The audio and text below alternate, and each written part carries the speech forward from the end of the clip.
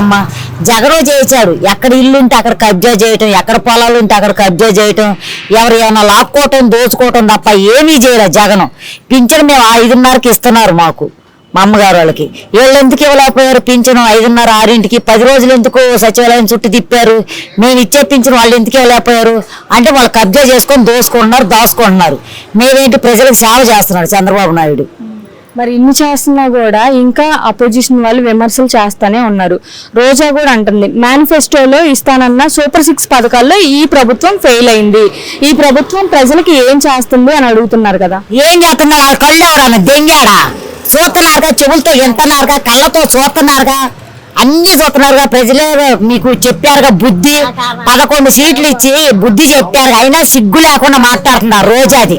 సిగ్గు లేకుండా, సిగ్గు శరం లేకపోతే సరే రోజాకి ఇన్ని మాటలు మాట్లాడుతుంటే. ముసలోళ్ళు ఎంత ఆనందపడుతున్నారు పింఛన్ ఇస్తుంటే, స్కూల్లో పిల్లలు ఎంత ఆనందపడుతున్నారు. మంచి డ్రెస్సులు ఇచ్చి మంచి భోజనం పెట్టి అంతా చేస్తుంటే, ఇంత సూపర్ పరిపాలన చేస్తుంటే. రేపు 15వ తారీఖున మా ఉమాన్న గారు చెప్పారు ఆడపడుచులకి 1500 ప్లస్ ఫ్రీ బస్ అని. అది కూడా నెరవేరుస్తాం. ఇంకేం కావాలమ్మా ప్రజలకి? ఇంత ఆనందపడుతుంటే మేమందరం వాళ్ళకి సిగ్గు శరం సీవు నెత్తురున్న వాళ్ళు అయితే మా చంద్రబాబు నాయుడు గురించి మాట్లాడరు. ఒక్క మాటలో కూటమి ప్రభుత్వం గురించి ఏం చెప్తారు?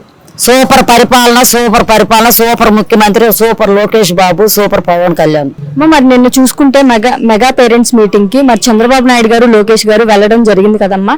చంద్రబాబు నాయుడు గారు మరి అక్కడున్న పిల్లలకి క్లాస్ కూడా చెప్పడం జరిగింది. ఎలా అనిపించింది? చాలా సంతోషకరంగా ఉంది. ఏ ముఖ్యమంత్రి చేయని విధంగా మా చంద్రబాబు నాయుడు గారు మా రాష్ట్రానికి ముఖ్యమంత్రిగా, రాష్ట్రమే మాకు దేవుడు లాంటి మనిషి.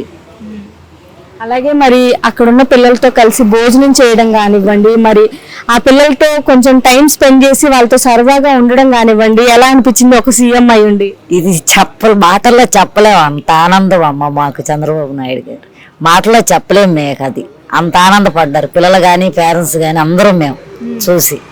అది మరి గతంలో ఏ సీఎం అయినా ఇలాగ వెళ్ళారా?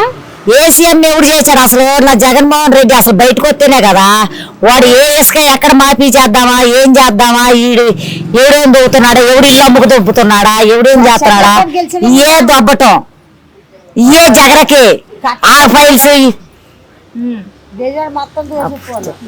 మరి అలాగే పింఛన్లు కూడా స్వయంగా మరి సీఎం వెళ్ళి ఇవ్వడం కానివ్వండి, మరి ఆ పింఛన్ ఇచ్చే ఇంట్లో ఏదైనా సమస్య ఉంటే మరి ఆ సమస్య తీర్చడం కానివ్వండి, ఎలా అనిపించిందమ్మా?